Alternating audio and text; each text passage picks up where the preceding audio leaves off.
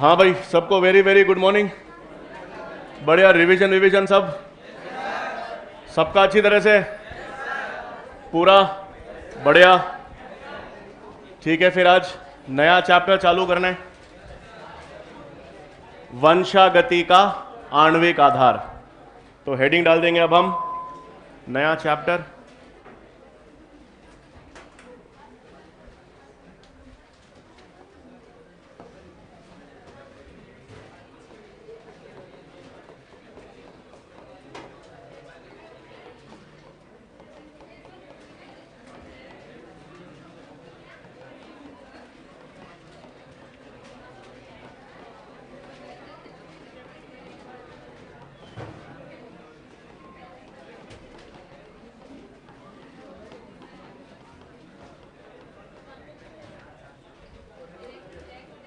ठीक है भाई, तो अब हमारे पास नया चैप्टर है, नया चैप्टर वंशागति का आणविक आधार।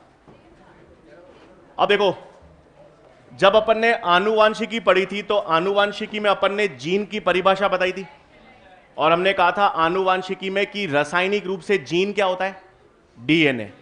मतलब आणविक स्तर पर जीन है क्या, डीएनए ही है। तो हम लोग वंशागति का आणविक आधार पढ़ रहे हैं। मतलब हमारा जो पहला टॉपिक इसमें आएगा उसी को हम क्या कहते हैं, न्यूक्लिक एसिड्स, या जिसे हम क्या कहते हैं, न्यूक्लिक अम्ल। अच्छा, पहली चीज मुझे बताओ, न्यूक्लिक एसिड्स या न्यूक्लिक अम्ल के उदाहरण क्या क्या हैं? दो ही होते हैं। न्यूक्लिक अम्ल के उदाहरण डीएनए और आरएनए। मतलब पहली चीज हमको मालूम है, डीएनए और आरएनए दोनों आपके पास न्यूक्लिक अम्ल है। लेकिन रासायनिक रूप से ये न्यूक्लिक अम्ल है क्या? मतलब आपसे पूछ लिया जाए ये डीएनए आरएनए है क्या, किससे बने हैं? सही, डीएनए और आरएनए जो हैं वो बड़े अणु हैं, और बड़े अणु हैं, इनको हम लोग मैक्रोमोलिक्यूल्स या हम इनको बहुलक भी कह सकते हैं। क्योंकि ये बड़े अणु हैं इसलिए हम इनको बहुलक या पॉलीमर कहते हैं। अब अगर ये बहुलक हैं, अब यदि ये बहुलक या पॉलीमर हैं तो ये छोटे छोटे अणुओं से मिलकर बने होंगे। उन छोटे अणुओं को क्या कहते हैं? न्यूक्लियोटाइड्स। मतलब आप मान के चलो डीएनए और आरएनए एक बहुत बड़ी श्रृंखला है। ये डीएनए और आरएनए क्या है? बहुत बड़ी श्रृंखला है। तो कोई भी श्रृंखला छोटी छोटी कड़ी से बनी होती है। ये छोटी छोटी कड़ी क्या है? न्यूक्लियोटाइड्स। और ऐसे बहुत सारे न्यूक्लियोटाइड से जो श्रृंखला बन रही है उसे क्या कहेंगे? पॉलीन्यूक्लियोटाइड या न्यूक्लियोटाइड के बहुलक। तो पहला सवाल तो यह है कि न्यूक्लिक अम्ल, जब हम डीएनए आरएनए की बात करेंगे तो यह है क्या?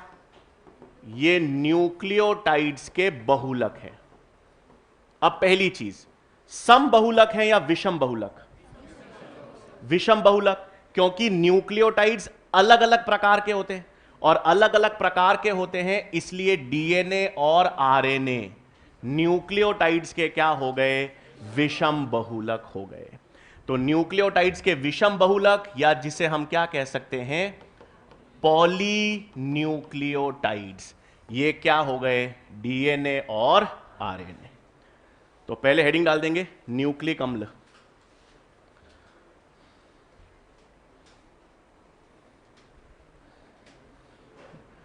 न्यूक्लिक अम्ल ब्रैकेट में आप लिख लेंगे डीएनए और आरएनए।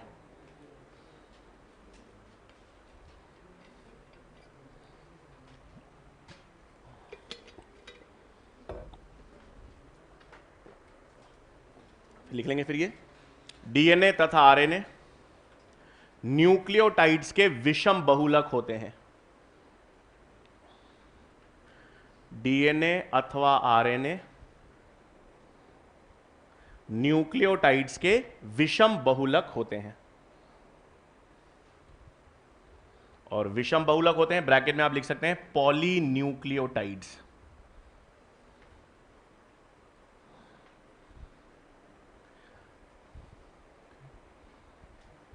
विषम बहुलक होते हैं, ब्रैकेट में पॉलीन्यूक्लियोटाइड्स।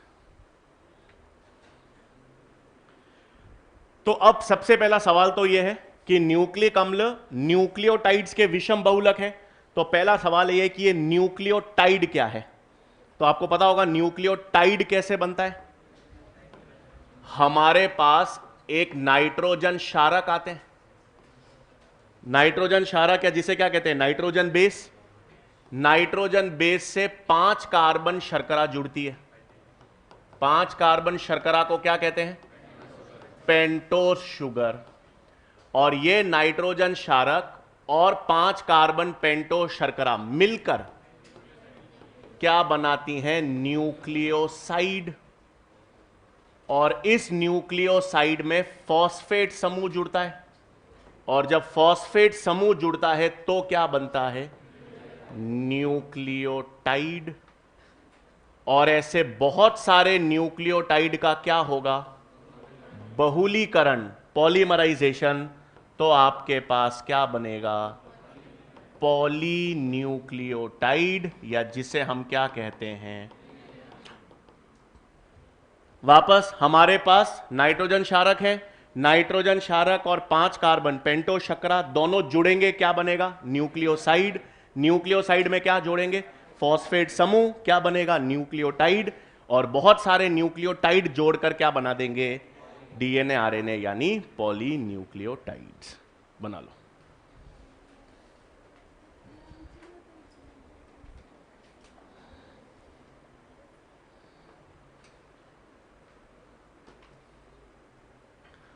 खान जी, इसमें ए और बी दोनों ही जाएगा।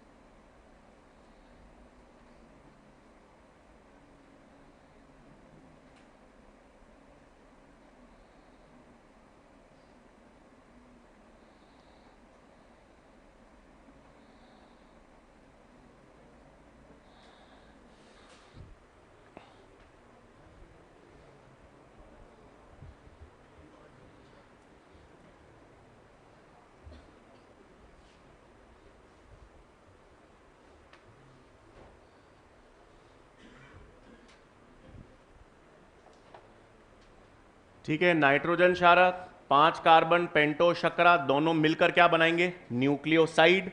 न्यूक्लियोसाइड में क्या जोड़ेंगे अपन, फॉस्फेट समूह, क्या बनेगा, न्यूक्लियोटाइड। और बहुत सारे न्यूक्लियोटाइड को जोड़कर क्या बना देंगे, पॉलीन्यूक्लियोटाइड, यानी डीएनए आरएनए।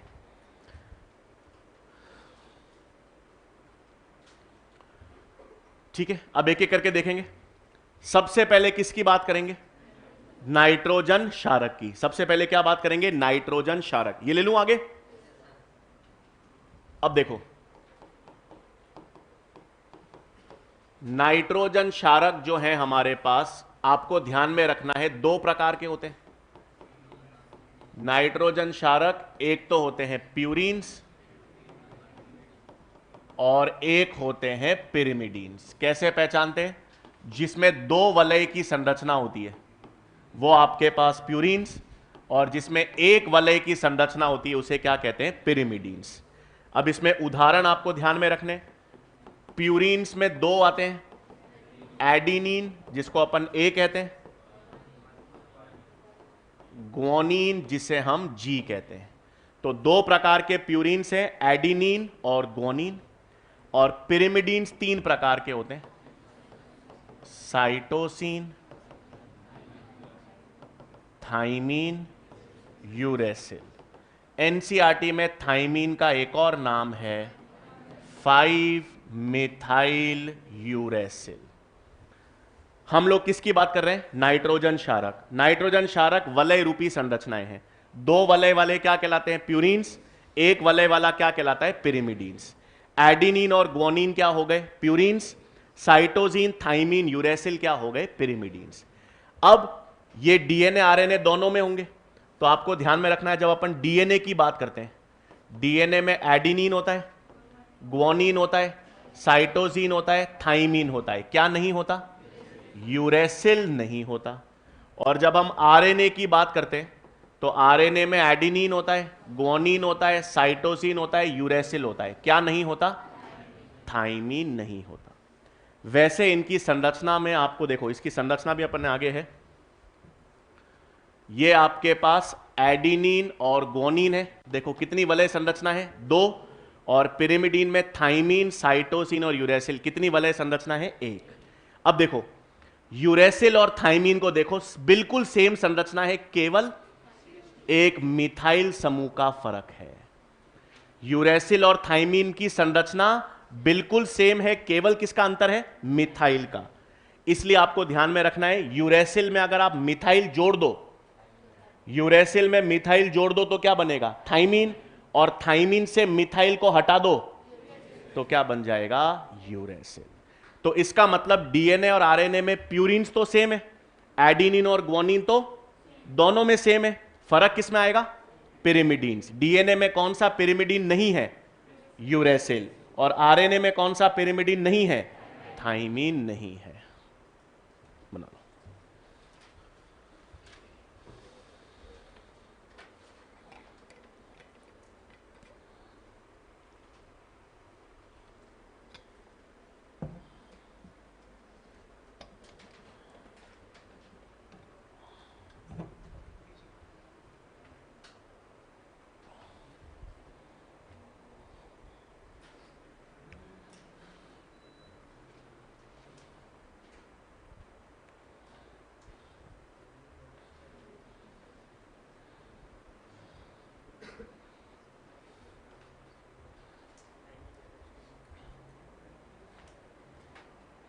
ठीक है, ये इंपॉर्टेंट है कि थाइमीन को हम किस नाम से जानते हैं? 5 मिथाइल यूरेसिल।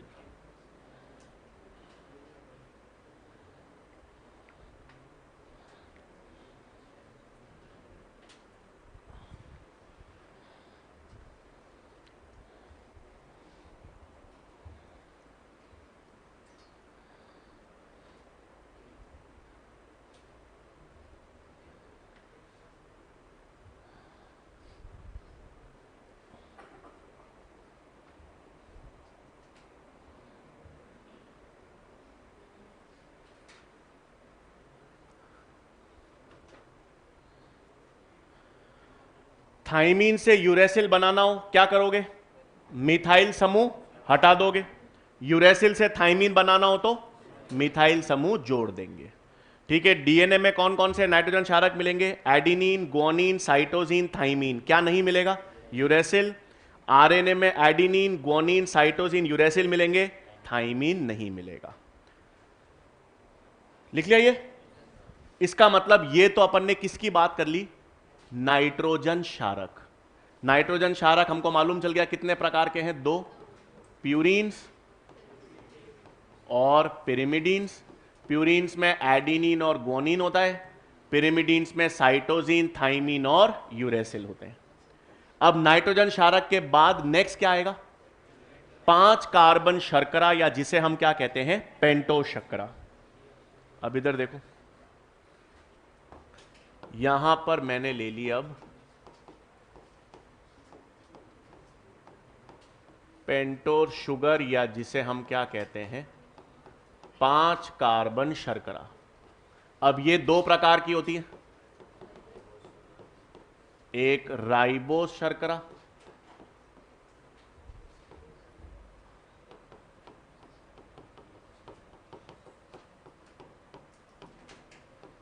और एक डीऑक्सी राइबोस शर्करा। 1 मिनट, राइबोस शर्करा का सूत्र हम आसान होता है, C5H10O5, ये होता है। इसकी संरचना अगर हम बनाएं, first carbon, second, third, fourth, OH H H OH H OH H। ये आपके पास किसकी संरचना है? राइबोस शर्करा की है। 1 2 3 4 5 कार्बन की शर्करा है। सूत्र क्या है? C5H10O5। और ये शर्करा हमको कहां पर मिलती है? आरएनए में। राइबोस शर्करा किस में मिलेगी? आरएनए में। डीएनए में कौन सी है? अब डीऑक्सी कैसे याद रखोगे? बहुत आसान है, 2 डीऑक्सी याद रखना है। 2 का मतलब, देखो डीऑक्सी का मतलब ऑक्सीजन ना होना, डीऑक्सी का मतलब है ऑक्सीजन का ना होना। किस कार्बन पर ना होना? तो दूसरे कार्बन पर किसको हटा दूं? ऑक्सीजन को। तो अब दूसरे कार्बन पर ऑक्सीजन को हटा दूं, बाकी सब सेम रहेगा, पहला, दूसरा, तीसरा, चौथा, पांचवा, O H H H H H O H H. अंतर केवल किस में आ गया? इसमें। तो अगर दूसरे कार्बन पर OH है तो कौन सी शर्करा है? राइबोस। और अगर दूसरे कार्बन पर हाइड्रोजन है, ऑक्सीजन नहीं है, OH, तो कौन सी शर्करा है? तो डीऑक्सीराइबोस का सूत्र क्या हो गया? C5H10, एक ऑक्सीजन कम हो गया, O4। और ये शर्करा किस में मिलेगी? डीएनए में। तो राइबो देखो बनाने को आएगा ही नहीं, पहचानने को आएगा। तो डीऑक्सीराइबोस और राइबोस को कैसे पहचानोगे? दूसरे कार्बन, दूसरे कार्बन पर अगर OH समूह है तो राइबो शर्करा, दूसरे कार्बन पर OH नहीं है, केवल हाइड्रोजन है, तो डीऑक्सीराइबो शर्करा।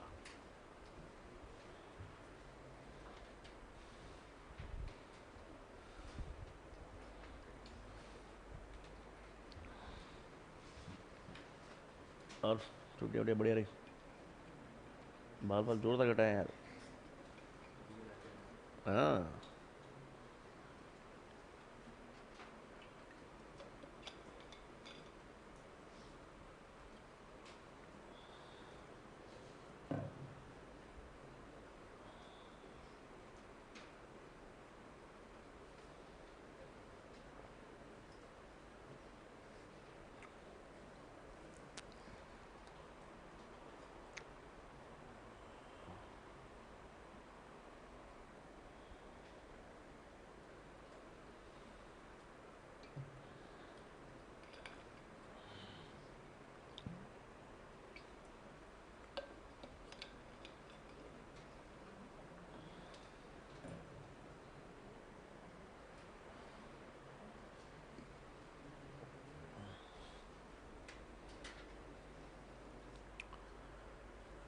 ठीक है। राइबो शर्करा किस में मिलेगी? आरएनए में। डीऑक्सी राइबो शर्करा किस में मिलेगी? डीएनए में। दोनों में अंतर किसका है? दूसरे कार्बन पर OH है तो राइबोस, दूसरे कार्बन पर H है तो डीऑक्सी राइबोस। अब इससे फर्क पड़ता क्या है? आरएनए आपने केमिस्ट्री में पढ़ते हो, OH समूह क्रियाशील होता है या स्थायी होता है? क्रियाशील। और जो पदार्थ जितना क्रियाशील होगा उतना कम स्थायी होगा। तो आरएनए में राइबो शर्करा होती है जो कि क्या होती है? अधिक क्रियाशील। और क्योंकि वो अधिक क्रियाशील होगी, रिएक्टिव, इसका मतलब वो स्थायी कम होगी, इसलिए आरएनए कम स्थायी है। डीएनए में कौन सी शर्करा है? डीऑक्सीराइबोस, जिसमें OH दूसरे कार्बन पर नहीं है, दूसरे कार्बन पर नहीं है तो इसका मतलब ये कम क्रियाशील है। और अगर कम क्रियाशील है तो अधिक स्थायी होगा। तो शर्करा के कारण, यानी कौन सी शर्करा ज्यादा स्थायी होती है? राइबो शर्करा से ज्यादा स्थायी डीऑक्सीराइबो शर्करा होगी।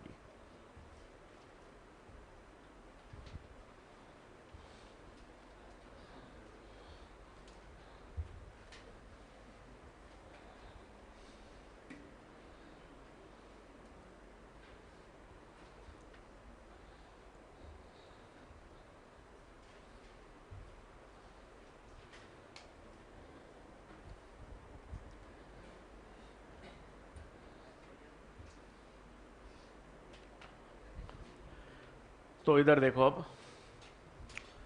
अपन ने नाइट्रोजन क्षारक देख लिए, प्यूरिन्स पिरिमिडीन्स, 5 कार्बन शर्करा हमने देख ली, राइबोस और डीऑक्सी राइबोस। फर्क क्या है? राइबोस के दूसरे कार्बन पर OH है, डीऑक्सी राइबोस के दूसरे कार्बन पर हाइड्रोजन है। ये डीएनए में मिलेगा, ये आरएनए में मिलेगी। अब नाइट्रोजन क्षारक और शुगर दोनों को जोड़ें तो क्या बनेगा? न्यूक्लियोसाइड। तो अब देखें, अब अपन इन दोनों को जोड़ेंगे। कैसे? एक मिनट।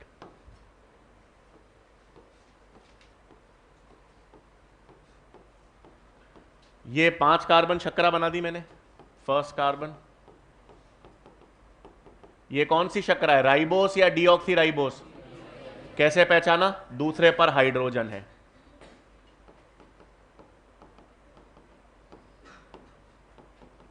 तो ये आपके पास कौन सी शर्करा हो गई? 5 कार्बन डीऑक्सी राइबोस शर्करा।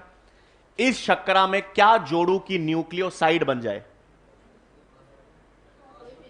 इस शुगर में क्या जोड़ू कि न्यूक्लियोसाइड बने?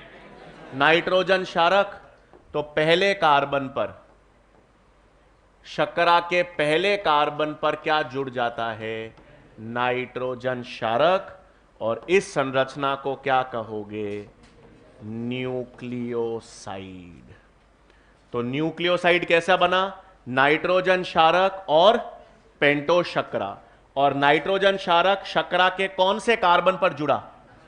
फर्स्ट कार्बन पर। अब एक मिनट, नाइट्रोजन क्षारक क्या हो सकता है? प्यूरीन भी हो सकता है। नाइट्रोजन क्षारक पिरिमिडीन भी हो सकता है।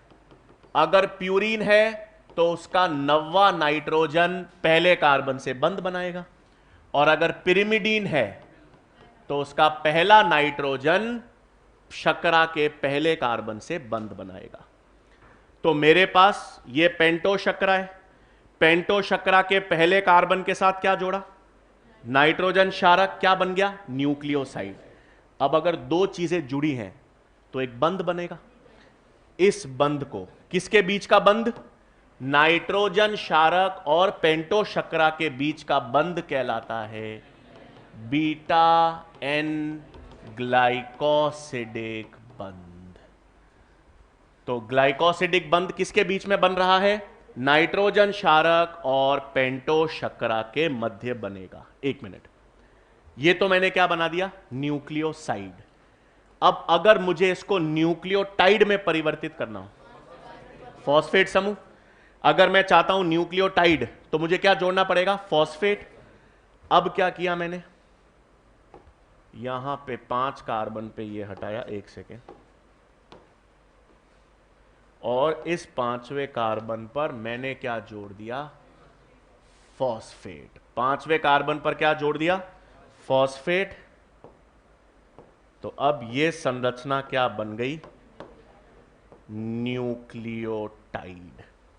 फॉस्फेट, शुगर, नाइट्रोजन क्षारक। क्षारक और शर्करा के मध्य का बंध बीटा एन ग्लाइकोसिडिक बंध, और फॉस्फेट और शर्करा के बीच का बंध, ये बना फॉस्फोएस्टर बंध। इसे हम क्या कहते हैं? फॉस्फोएस्टर बंध। तो फॉस्फेट और शर्करा के बीच में कौन सा बंध है? फॉस्फोएस्टर बंध। और शर्करा और नाइट्रोजन क्षारक के बीच का कौन सा बंध है? बीटा एन ग्लाइकोसिडिक बंध। और फॉस्फेट, शुगर और नाइट्रोजन क्षारक को क्या कहेंगे? न्यूक्लियोटाइड कहेंगे। बना लो एक बार।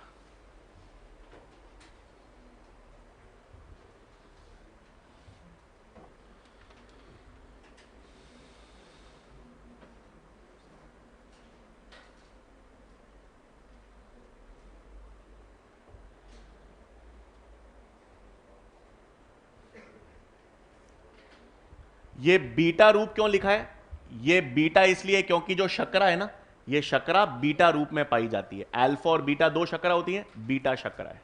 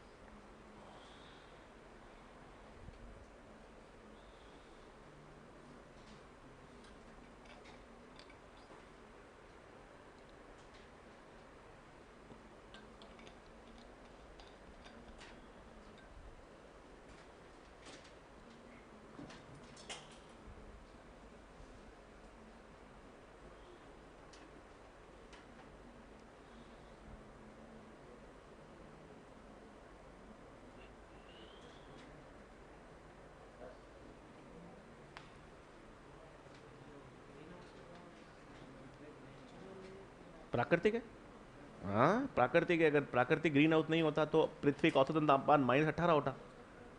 पृथ्वी का औसतन तापमान 15 डिग्री सेंटीग्रेड रखने के लिए ग्रीन हाउस प्रभाव जरूरी है, प्राकृतिक फिनोमिनन है।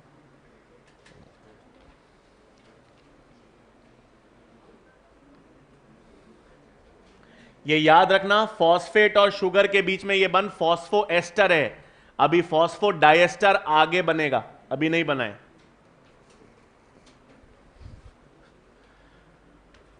ठीक है ना। यहां पर प्यूरीन N9 का मतलब है प्यूरीन का 9वां नाइट्रोजन पहले कार्बन से बंध बनाएगा शर्करा के। N1 का मतलब है पिरिमिडीन का पहला नाइट्रोजन शर्करा के पहले से बंध बनाएगा। बना लिया ये, इसमें पॉइंट्स लिख लेंगे।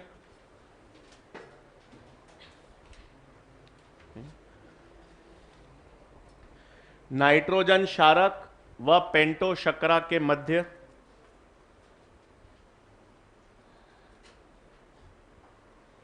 नाइट्रोजन क्षारक व पेंटो शर्करा के मध्य का बंध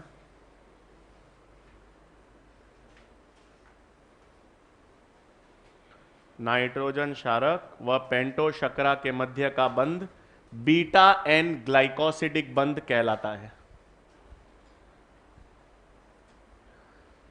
बीटा एन ग्लाइकोसिडिक बंध कहलाता है।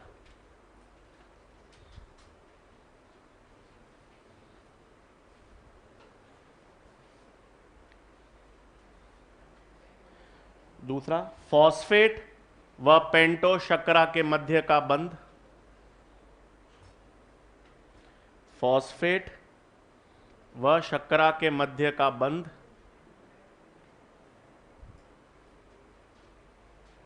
फॉस्फोएस्टर बंध कहलाता है।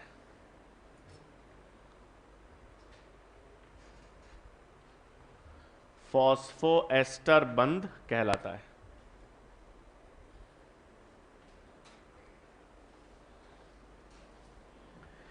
अब ये अपन ने एक न्यूक्लियोटाइड बनाया है। डीएनए आरएनए कब बनेंगे? जब ऐसे बहुत सारे न्यूक्लियोटाइड्स जुड़ेंगे। मतलब अब मुझे क्या करना है, बहुत सारे न्यूक्लियोटाइड को जोड़कर उनका बहुलीकरण करना है। अब कैसे, यहां तक तो क्लियर है। अब देखो, अब मैंने एक न्यूक्लियोटाइड बनाया। कैसे बना? ये फॉस्फेट था 5 इधर, CH2,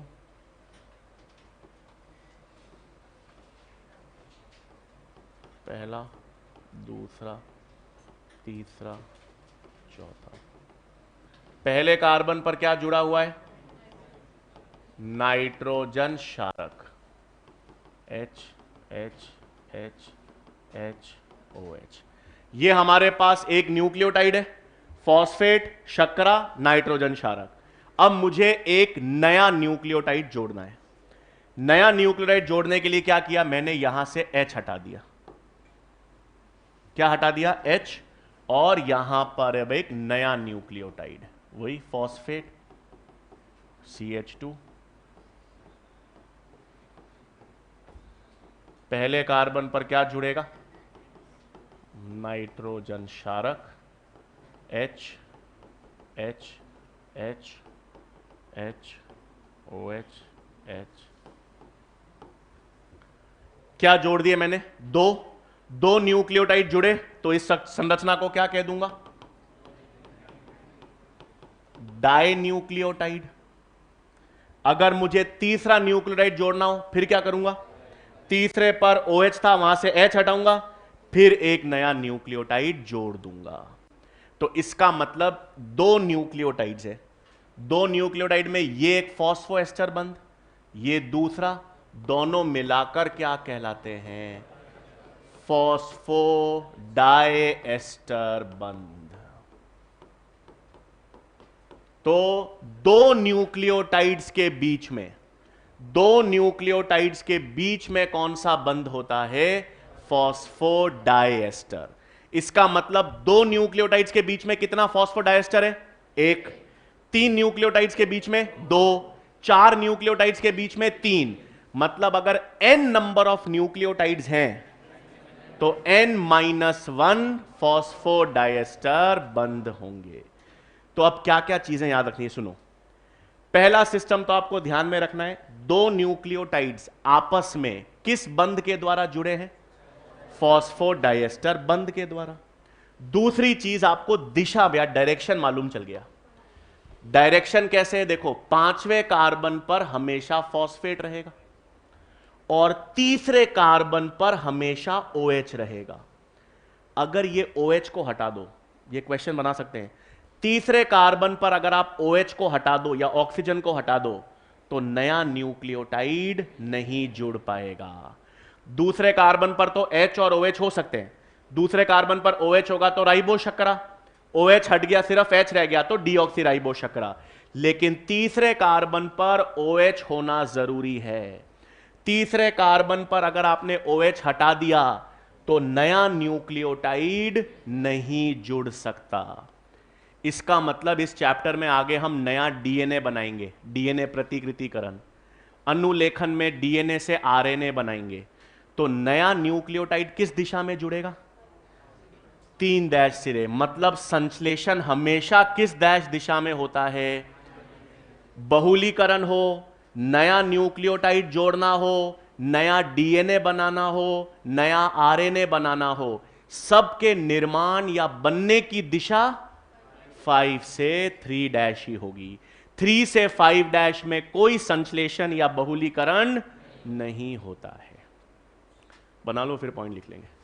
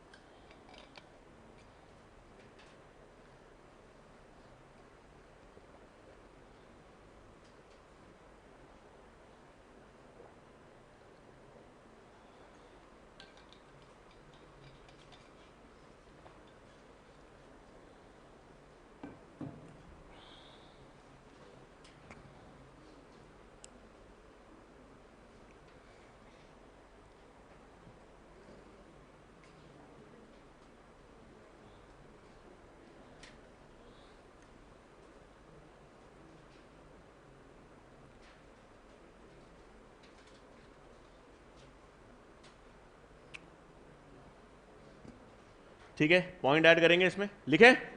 अच्छा, बन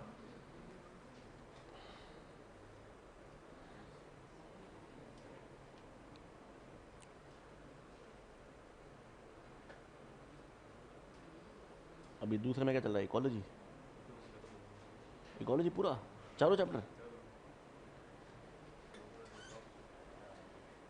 समझ, जीव और समष्टि, पारितंत्र, पर्यावरण के मुद्दे, जैव विविधता। ओ, अब क्या हो रहा है?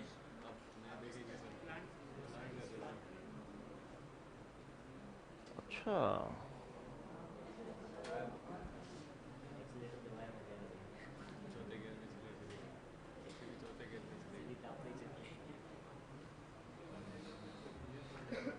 ठीक है, लिखें। दो न्यूक्लियोटाइड्स आपस में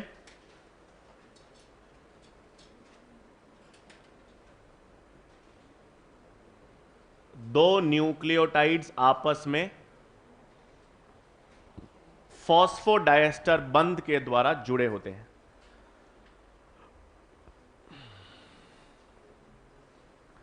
दो न्यूक्लियोटाइड्स आपस में फॉस्फोडाइएस्टर बंध के द्वारा जुड़े होते हैं।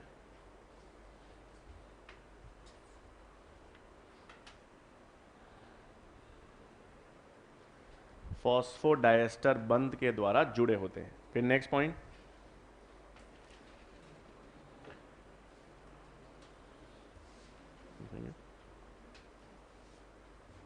कोई भी नया न्यूक्लियोटाइड, नेक्स्ट पॉइंट, कोई भी नया न्यूक्लियोटाइड 3 डैश सिरे पर ही जुड़ता है। कोई भी नया न्यूक्लियोटाइड 3 डैश OH सिरे पर जुड़ता है, ऐसे लिख लेंगे। कोई भी नया न्यूक्लियोटाइड 3 डैश OH सिरे पर जुड़ता है, अर्थात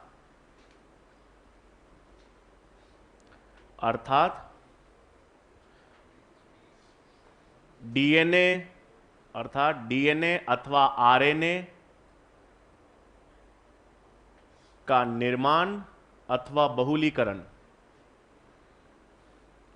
डीएनए अथवा आरएनए का निर्माण अथवा बहुलीकरण सदैव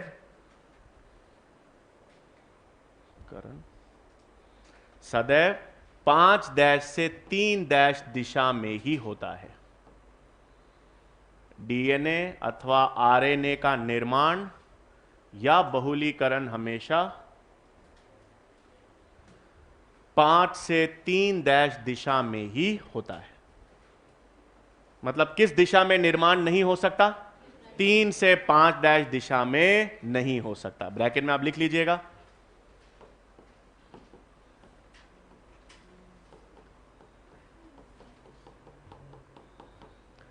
तीन से 5 डैश दिशा में बहुलीकरण नहीं होता।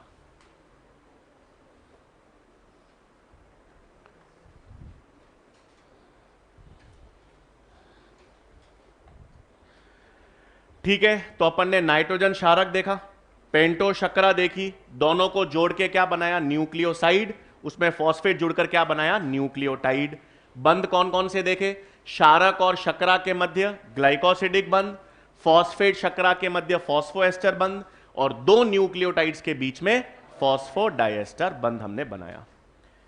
अब एक चार्ट यहां पर आपको ध्यान में रखना है। चार्ट में मैंने यहां पे ले लिया नाइट्रोजन क्षारक,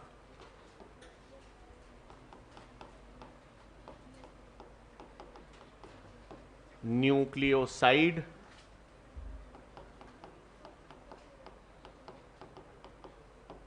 और न्यूक्लियोटाइड। तो हमारे पास चार्ट में नाइट्रोजन क्षारक है, न्यूक्लियोसाइड है, न्यूक्लियोटाइड है। अब नाइट्रोजन क्षारक कौन सा था? एडिनिन, जिसको हम कहते हैं ए, ग्वानिन जी, साइटोसिन सी,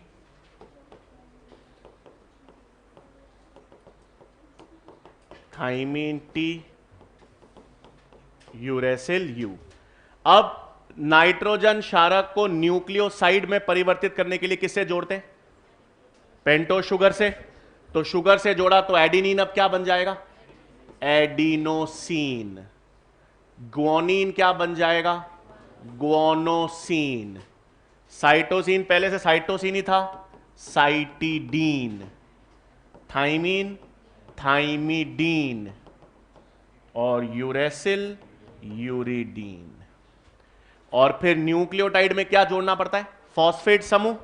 तो ये क्या बन जाएगा? एडिनाइलिक एसिड, क्योंकि फॉस्फोरिक अम्ल है। Guanylic acid, cytidylic acid, thymidylic acid और यूरिडाइलिक एसिड बना।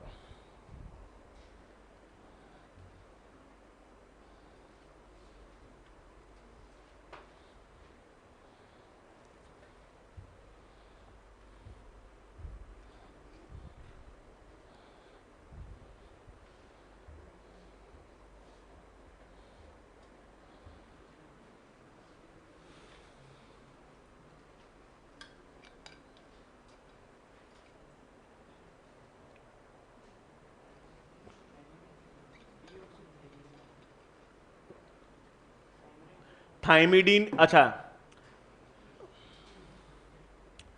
देखो एडिनोसिन है, एडिनोसिन के साथ राइबो शर्करा भी जुड़ सकती है, डीऑक्सी राइबो शर्करा भी। ग्वानोसिन के साथ दोनों शर्करा जुड़ सकती है, साइटोसिन के साथ दोनों शर्करा जुड़ सकती है, थाइमिडीन के साथ केवल डीऑक्सी राइबो शर्करा, और यूरेसिल के साथ, यूरिडिन के साथ केवल राइबो शर्करा। तो आप इसको ऐसे भी लिख सकते हो, एडिनोसिन का मतलब है इसके साथ राइबोस और डीऑक्सी राइबोस, दोनों शर्करा जुड़ सकती है, इनके साथ भी दोनों, इनके साथ भी दोनों, इसके साथ केवल डीऑक्सी राइबोस शर्करा, और यूरिडिन के साथ केवल राइबोस शर्करा, क्योंकि यूरिडिन केवल आरएनए में होता है और थाइमिडीन केवल डीएनए में होता है।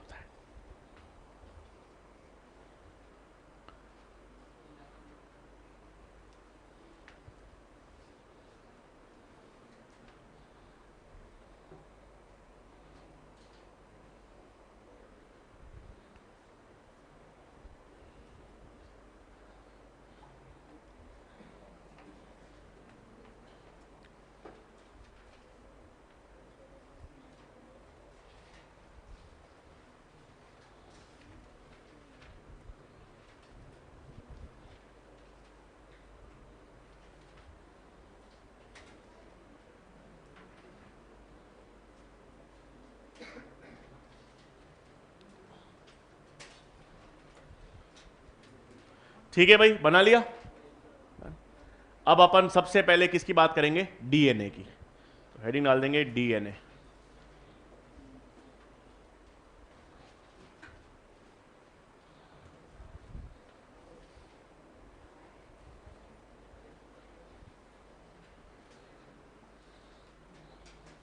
डन, ये डालूं?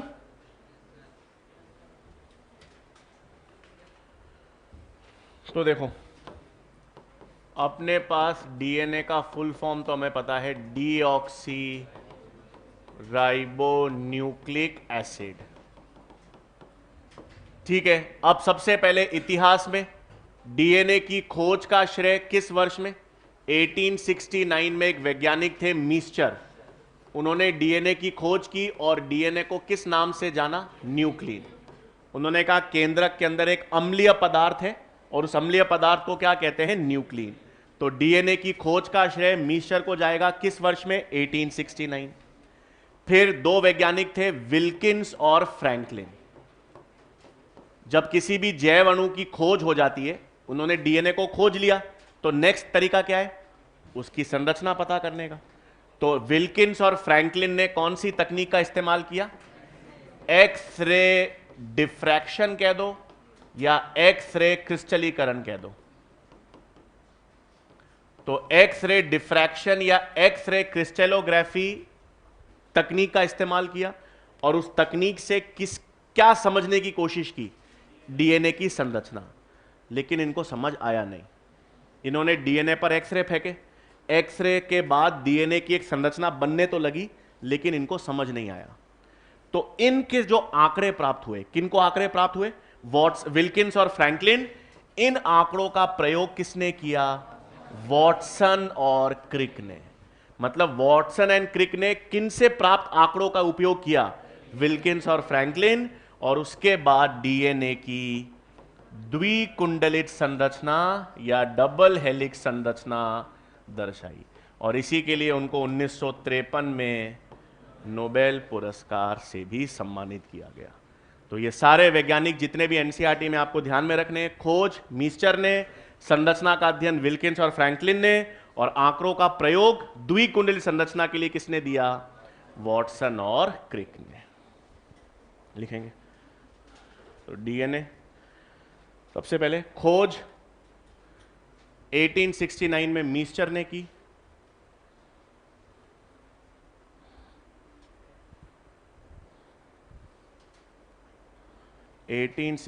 में मीस्चर ने की, और ब्रैकेट में लिखेंगे उन्होंने डीएनए को न्यूक्लिन कहा।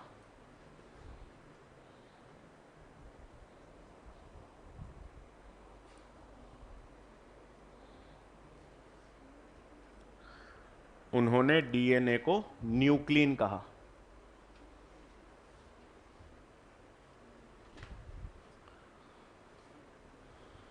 फिर नेक्स्ट, डीएनए की संरचना के अध्ययन हेतु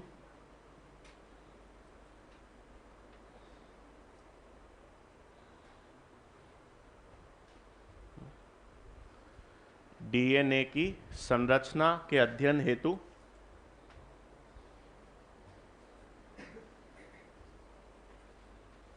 विल्किंस एवं फ्रैंकलिन ने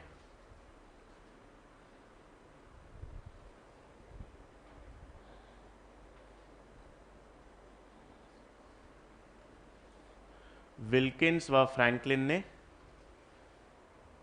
एक्स रे डिफ्रैक्शन या क्रिस्टलोग्राफी तकनीक का प्रयोग किया।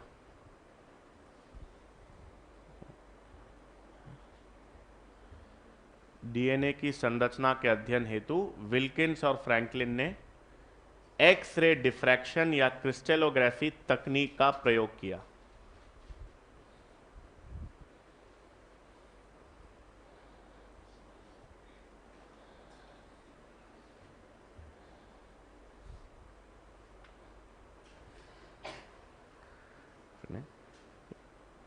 नेक्स्ट पॉइंट, इस तकनीक से प्राप्त आंकड़ों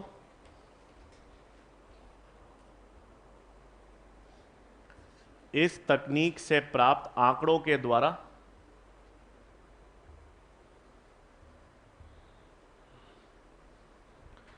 इस तकनीक से प्राप्त आंकड़ों के द्वारा वॉटसन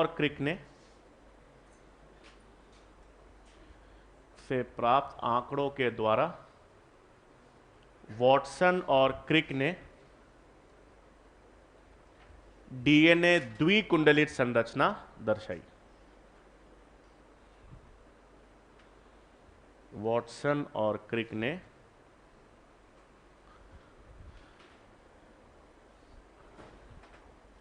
डीएनए की द्विकुंडलित संरचना दी। और अब ब्रैकेट में लिख लेंगे 1953 में नोबेल पुरस्कार से सम्मानित किया गया।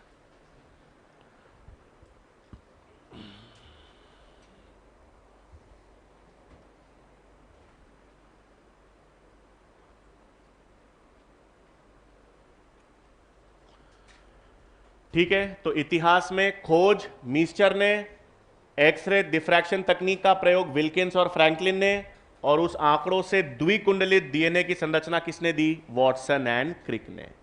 तो अब हम सबसे पहले, ठीक है, अब अपने पास सबसे पहले कौन सी संरचना हम पढ़ेंगे? डीएनए की द्विकुंडलित संरचना, जो वॉटसन एंड क्रिक ने किस वर्ष में दी? 1953 में। मतलब 1953 में दिया था। हाँ, संरचना सम्मानित तो 1962 में किया गया था। ब्रैकेट में आप लिख लेंगे 1953 में यह संरचना। मतलब वॉटसन एंड क्रिक ने द्विकुंडलित संरचना किस वर्ष में दी? 1953 में।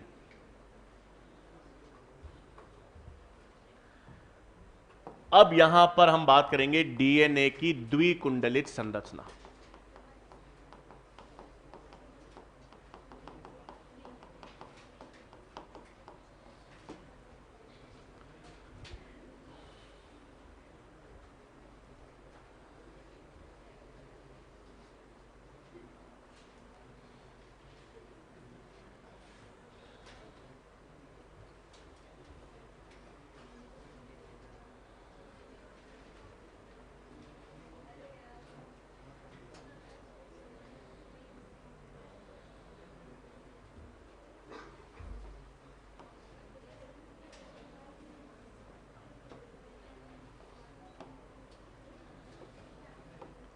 ठीक है भाई, अब देखो एक एक करके।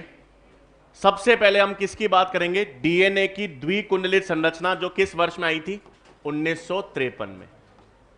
अब वॉटसन एंड क्रिक ने सबसे पहले तो यह कहा कि डीएनए की जो ये संरचना है, ये डीएनए एक रज्जुक से बना है या दो रज्जुकों से? तो डीएनए कितने रज्जुकों से बना है? दो रज्जुकों से। दोनों कुंडलित रज्जुक हैं, लेकिन दोनों एक दूसरे के समानांतर हैं या प्रति समानांतर? प्रति समानांतर। 5 डैश पर फॉस्फेट होता है, 3 डैश पर OH होता है, हमको पता है। 3 डैश पर क्या होगा? OH, 5 पर क्या होगा? फॉस्फेट।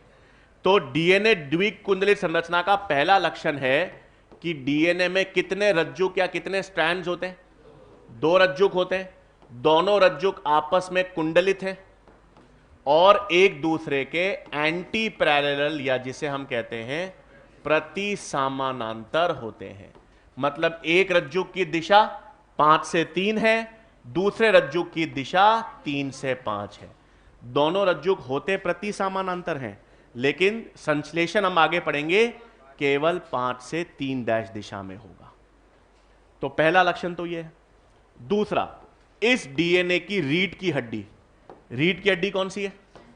ये बैकबोन है। ये बैकबोन या रीढ़ की हड्डी किससे बनी होती है? फॉस्फेट और शर्करा से। तो द्विकुंडलित डीएनए की रीढ़ की हड्डी या बैकबोन किससे बनी हुई है? फॉस्फेट और शुगर से। और अगर फॉस्फेट और शुगर से बनी है तो बंध कौन से हो गए? फॉस्फोडाइएस्टर। यहां पर देखो, phosphate sugar, phosphate sugar, phosphate sugar, phosphate sugar, phosphate sugar. तो ये फॉस्फेट शुगर की बैकबोन बनी हुई है, तो इसमें बॉन्ड कौन से होंगे? फॉस्फोडाइएस्टर बंध होंगे। तो बैकबोन तो फॉस्फेट शुगर की बनी हुई है। नाइट्रोजन क्षारक कहां है? बाहर की तरफ या अंदर की तरफ? तो लंबवत होंगे, और लंबवत होंगे और कहां की तरफ होंगे? भीतर की तरफ होंगे। तो ये जो लाइनें हैं, ये लाइनें क्या दर्शा रही हैं? दोनों रज्जुकों के नाइट्रोजन क्षारकों के मध्य हाइड्रोजन बंध। तो हाइड्रोजन बंध किसके बीच में होते हैं? नाइट्रोजन क्षारक, जो बैकबोन के बाहर की तरफ है, भीतर की तरफ है? भीतर की तरफ है। और दोनों रज्जुकों के मध्य क्या पाए जाते हैं? दोनों रज्जुकों के नाइट्रोजन बेस के बच क्या पाए जाएंगे? हाइड्रोजन बंध पाए जाएंगे। ठीक है, यहां तक लिखते हैं, फिर देखेंगे आगे। तो डीएनए की द्विकुंडलित संरचना, उसके लक्षण।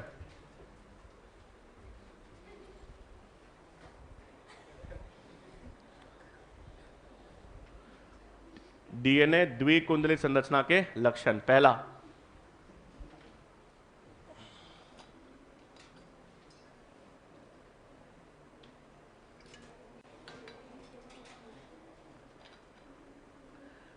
डीएनए में दो कुंडलित रज्जुक पाए जाते हैं।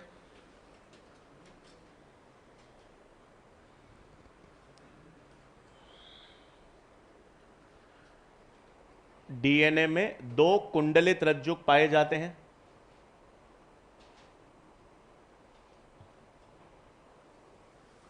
जो एक दूसरे के प्रति समानांतर होते हैं।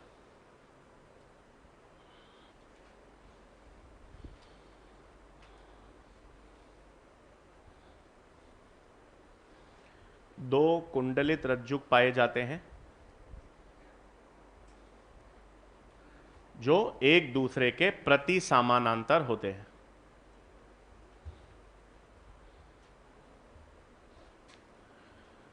प्रति समानांतर होते हैं मतलब ब्रैकेट में लिख लेंगे, एक रज्जुक 5 से 3 डैश दिशा में,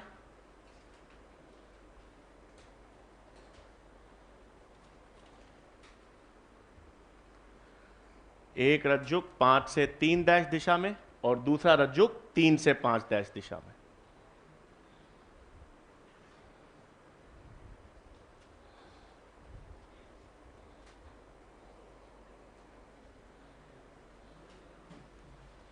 एक रज्जुक 5 से 3, दूसरा रज्जुक 3 से 5।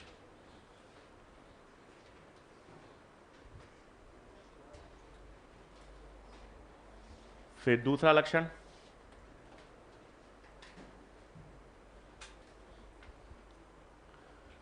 डीएनए द्विकुंडलित या डीएनए डबल हेलिक्स की बैकबोन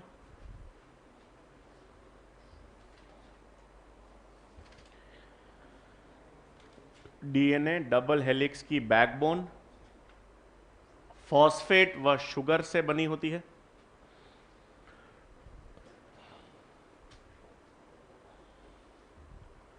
फॉस्फेट व शर्करा से बनी होती है, मतलब ब्रैकेट में लिख लेंगे फॉस्फोडाइएस्टर बंध सम्मिलित।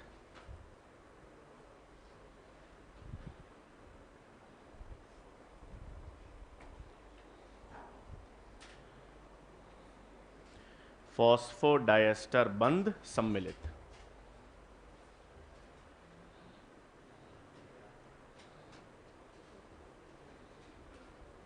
इसी में लिख लेंगे नाइट्रोजन क्षारक,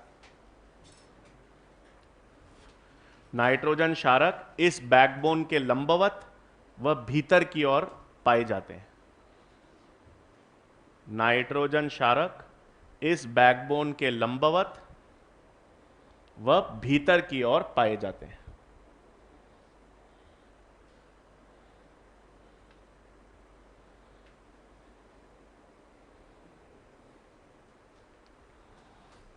वह भीतर की ओर पाए जाते हैं। ठीक है, फिर तीसरा आएगा हाइड्रोजन बंध। तीसरा लक्षण हाइड्रोजन बॉन्डिंग। किसके बीच में होंगे? दोनों रज्जुकों के नाइट्रोजन क्षारक के मध्य। तो लिख लेंगे इसमें हाइड्रोजन बॉन्डिंग में दोनों रज्जुकों के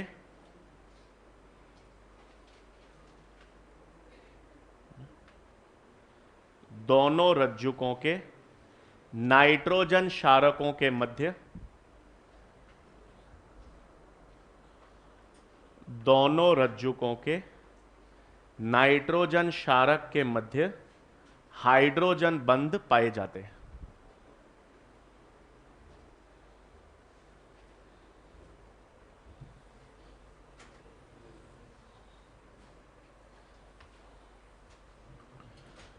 दोनों रज्जुकों के नाइट्रोजन क्षारक के मध्य हाइड्रोजन बंध पाए जाते हैं। अब हाइड्रोजन बंध में एक वैज्ञानिक थे चारगाफ। चारगाफ ने कौन सा नियम दिया? क्षारक संपूरकता का नियम या बेस कॉम्प्लीमेंटैरिटी का नियम। और वो नियम कहता था चारगाफ कि एडिनिन किसके साथ जोड़ा बनाता है? थाइमीन के साथ। कितने हाइड्रोजन बंध होते हैं? 2 हाइड्रोजन बंध होते हैं इनके मध्य। और ग्वानिन किसके साथ? साइटोजीन के साथ। कितने हाइड्रोजन बंध? 3। तो चारगाफ ने बताया कि एडिनिन हमेशा किसके साथ जोड़ा बनाएगा? थाइमीन के साथ। और ग्वानिन हमेशा किसके साथ बंध बनाएगा? साइटोजीन के साथ। ए और टी के बीच में 2 हाइड्रोजन बंध, ग्वानिन और साइटोजीन के मध्य 3 हाइड्रोजन बंध। लिख लो ये चारगाफ का क्षारक संपूरकता नियम।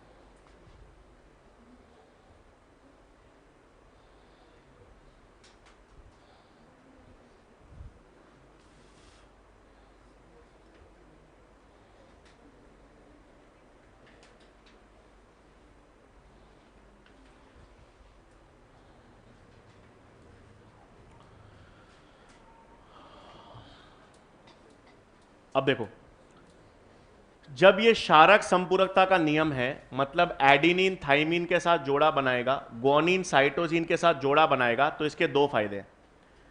इसके 2 फायदे ये हैं। पहला फायदा ये है कि आपको अगर एक रज्जुक का न्यूक्लियोटाइड क्रम ज्ञात है तो दूसरे का निकाल लोगे।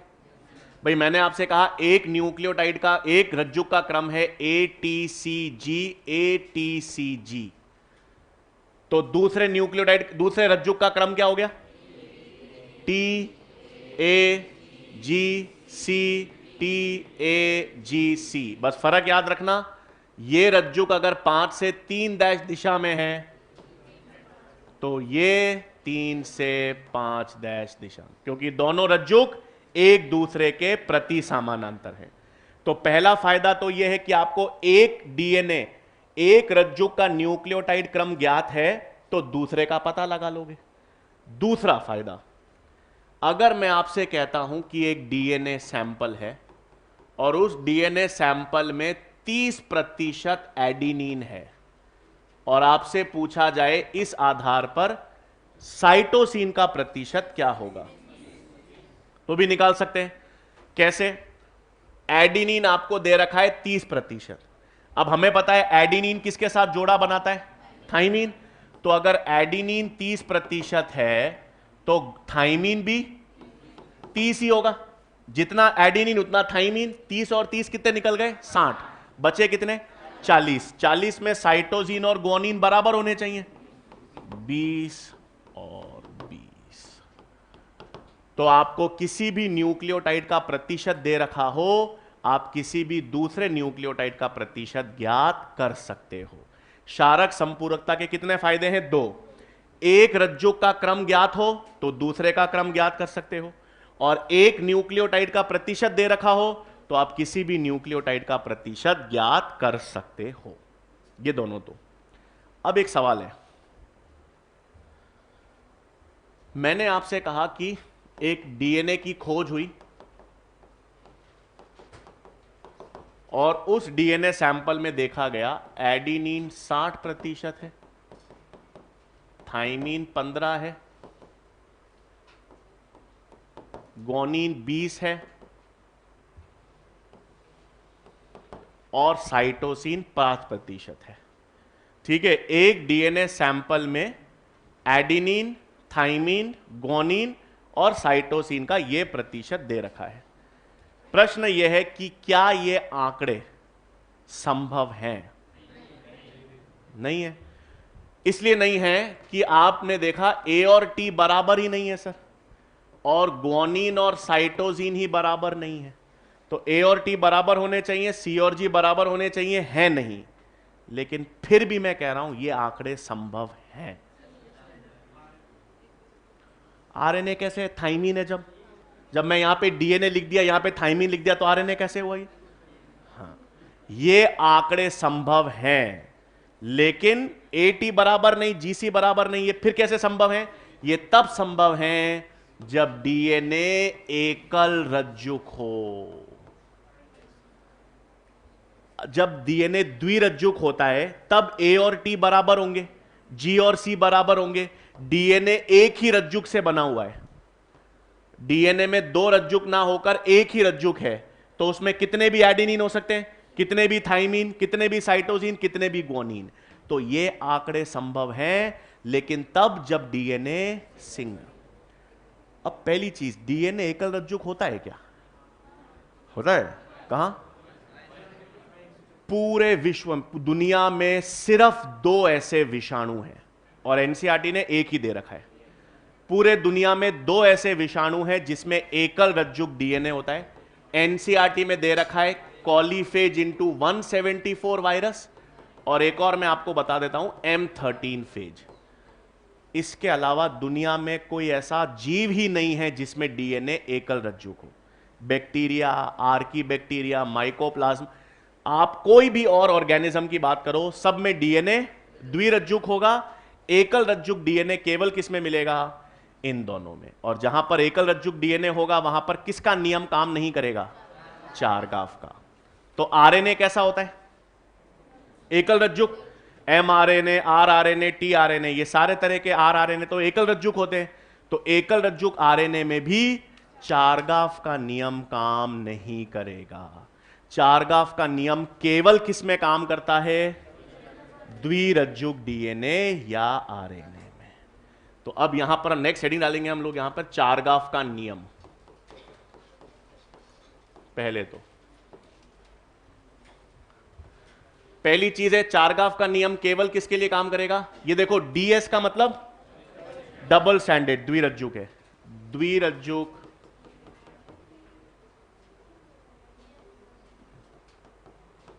या द्विरज्जुक आरएनए, या इसको ऐसे लिख देते हैं,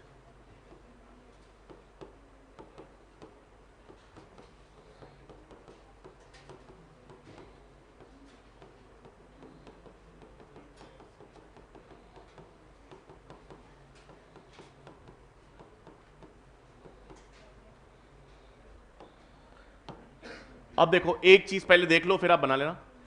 चारगाफ के 2 नियम अपन पढ़ते हैं। चारगाफ का पहला नियम अपन ने देखा, एडिनिन किसके बराबर था? थाइमीन। ग्वानिन किसके बराबर था? साइटोसिन। एडिनिन क्या है? प्यूरिन। ग्वानिन क्या है? प्यूरिन। थाइमीन क्या है? पिरिमिडीन। साइटोसिन क्या है? पिरिमिडीन। तो प्यूरिन की संख्या किसके बराबर है? पिरिमिडीन। तो पहला नियम ही चारगाफ का होता है कि प्यूरिन्स की संख्या किसके बराबर है? पिरिमिडीन्स। प्यूरिन्स कौन कौन से हैं? एडिनिन और ग्वानिन। किसके बराबर होंगे? पिरिमिडीन्स। Thymine plus cytosine. तो इसका अनुपात क्या आ जाएगा?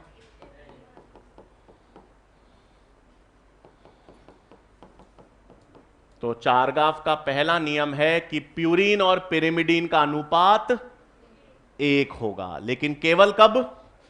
द्विरज्जुक। दूसरा नियम और होता है, दूसरा नियम होता है एटी और सीजी का अनुपात। अब देखो, कंफ्यूज मत करना आप, दोनों दिखने में एक जैसे लगते हैं, लेकिन ये प्यूरीन पिरिमिडीन का अनुपात है, ये एटीसीजी का अनुपात है। ये कांस्टेंट या स्थायी होता है और अलग अलग जीवों के लिए अलग अलग। भिन्न जीवों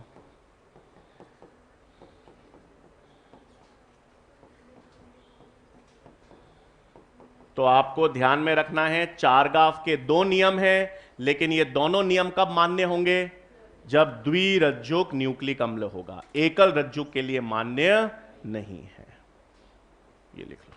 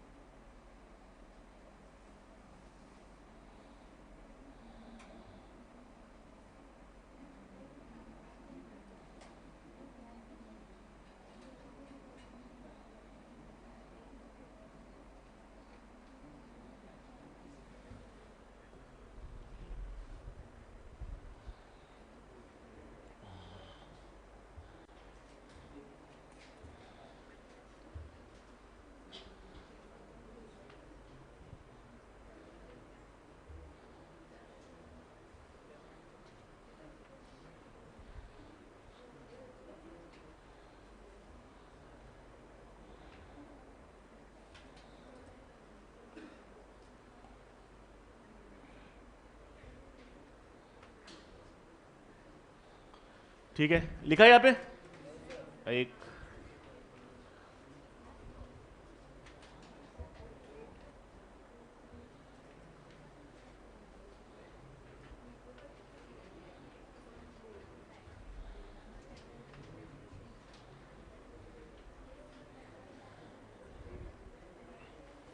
ठीक है, एक नोट लिख लेंगे यहां पे।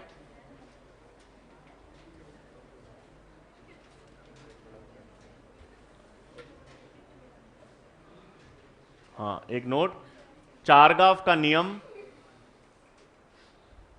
चारगाफ का नियम एकल रज्जुक डीएनए या आरएनए के लिए मान्य नहीं है। चारगाफ का नियम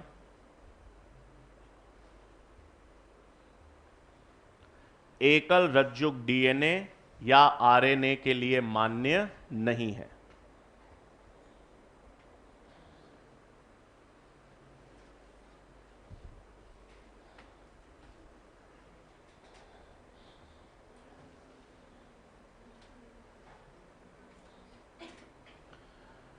तो देखो, डीएनए द्विकुंडलित संरचना में अपन ने हाइड्रोजन बॉन्डिंग देख ली। अब देखो, हाइड्रोजन बॉन्डिंग के अलावा एक और चीज आपको ध्यान में रखनी है। मान लेते हैं मैंने कहा यहां पर ए है तो यहां पर टी है, यहां पर सी है तो जी है, जी सी टी ए, ये आपके पास हाइड्रोजन बॉन्डिंग है। हाइड्रोजन बॉन्डिंग किसके मध्य है? दोनों रज्जुकों के मध्य। अब आप क्या करो, केवल एक रज्जुक की बात करते हैं अपन। केवल इस रज्जुक को देखो, इस रज्जुक में एक के ऊपर एक नाइट्रोजन क्षारक है, टी के ऊपर जी, जी के ऊपर सी, सी के ऊपर एक। अपन लिखते हैं किताबें, एक के ऊपर एक किताबें रखते हैं। एक रज्जुक में एक के ऊपर एक नाइट्रोजन क्षारक उपस्थित है। इनके मध्य जो अभिक्रिया होती है उसे कहते हैं हाइड्रोफोबिक अभिक्रिया। और एक के ऊपर एक नाइट्रोजन क्षारक जैसे किताबें रखते हैं, इसको हम अंग्रेजी में एक और नाम से जानते हैं, बेस स्टैकिंग। बेस का मतलब नाइट्रोजन क्षारक हो गया, स्टैक का मतलब है एक के ऊपर एक नाइट्रोजन क्षारक का रखना। और जब ये एक रज्जुक में एक के ऊपर एक नाइट्रोजन क्षारक पाए जाते हैं तो इस क्रिया को या इस अभिक्रिया को क्या कहते हैं? हाइड्रोफोबिक अभिक्रिया। और यह अभिक्रिया भी डीएनए को क्या बनाती है? स्थायी। आगे अपन देखेंगे डीएनए आरएनए की तुलना में बहुत ज्यादा स्थायी है और उसके 3 प्रमुख कारण हैं। एक तो डीएनए में थाइमीन होता है जो यूरेसिल से ज्यादा स्थायी है, हम आगे पढ़ेंगे। डीएनए में डीऑक्सी राइबोज शर्करा है जो राइबोज से अधिक स्थायी है। और डीएनए में हाइड्रोजन बंध के साथ साथ ये हाइड्रोफोबिक अभिक्रियाएं हैं जो डीएनए को अधिक स्थायी बनाती हैं। तो नेक्स्ट पॉइंट लिख लेंगे, हाइड्रोफोबिक अभिक्रिया।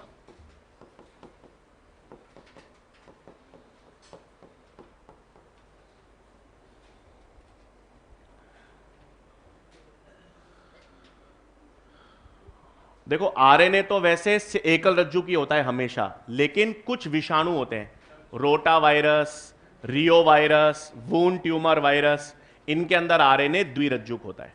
बाकी ज्यादातर आरएनए एकल रज्जु की है। हाँ, तो इसमें लिख लेंगे एक ही रज्जुकों के हाइड्रोफोबिक अभिक्रिया में लिख रहे हैं, एक ही रज्जुकों के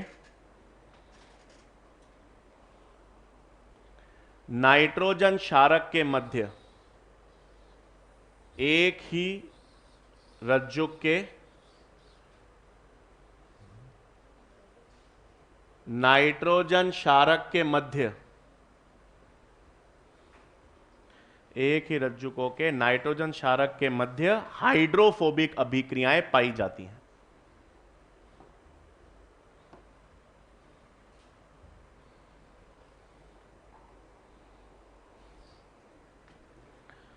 हाइड्रोफोबिक अभिक्रियाएं पाई जाती हैं।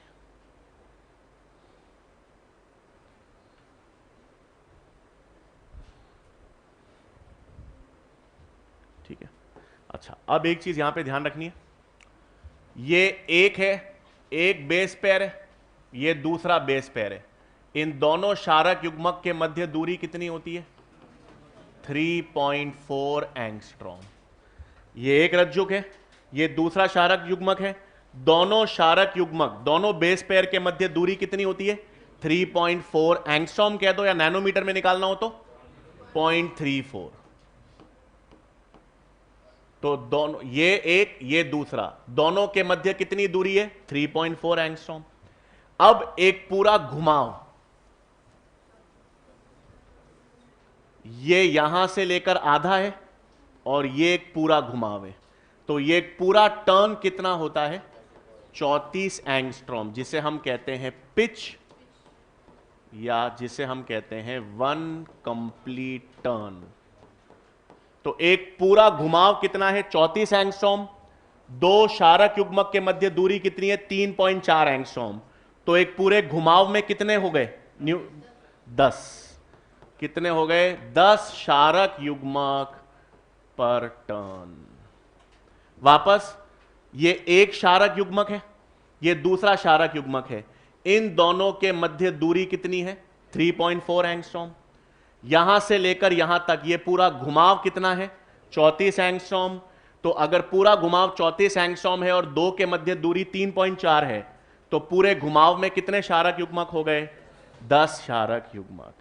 और दोनों रज्जुकों के मध्य दूरी यानी डायमीटर, व्यास, ये कितना होता है? 20 एंगस्ट्रॉम। बना लो इसमें।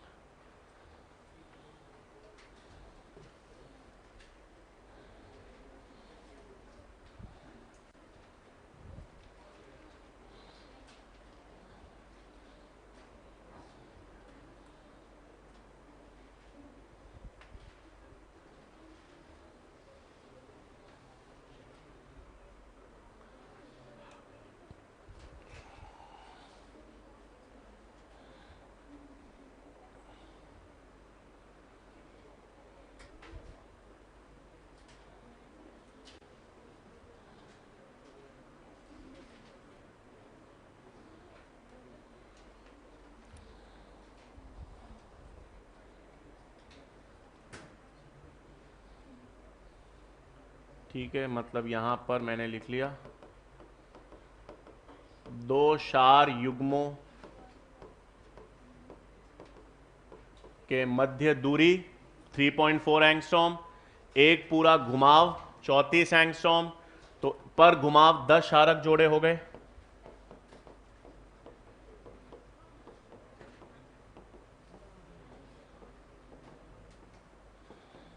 और 2 रज्जुकों के मध्य दूरी 20 एंगस्ट्रॉम।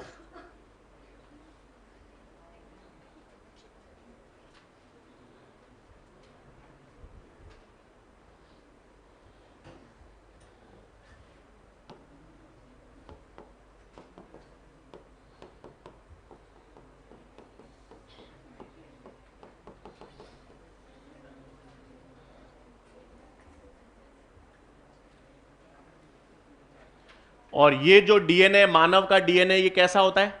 क्लॉकवाइज दिशा में घुमा रहता है। घड़ी की सुइयां जिस तरह से घूमती है उस दिशा में घुमा रहता है, तो इसे क्या कहते हैं? राइट हैंडेड हेलिक्स, या कौन सा डीएनए? बीडी। ये सारे जो आंकड़े हैं 3.4 एंगस्ट्रॉम, 10 क्षारक युग्मक प्रति घुमाव, 20 एंगस्ट्रॉम, इस डीएनए को क्या कहते हैं? B DNA. और ये किस तरह से कुंडलित होता है? Right handed helix.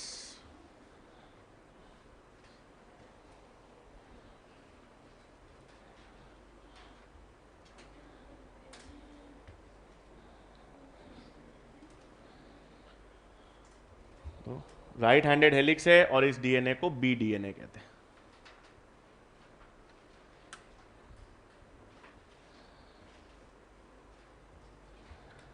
ठीक है, तो अपन ने नाइट्रोजन क्षारक, पेंटो शकरा, दोनों को जोड़कर क्या बनाया? न्यूक्लियोसाइड। फॉस्फेट ग्रुप जोड़ा, क्या बना? न्यूक्लियोटाइड। बहुत सारे न्यूक्लियोटाइड को जोड़कर बहुलीकरण से डीएनए और आरएनए बनेंगे। अपन ने सबसे पहले किसकी बात की है? डीएनए की। डीएनए में सबसे पहले अपन ने इतिहास देखा, और फिर किसकी संरचना की बात की है? डीएनए के द्विकुंडलित संरचना की बात की है। ठीक है भाई, बाकी फिर नेक्स्ट में करेंगे। हाँ,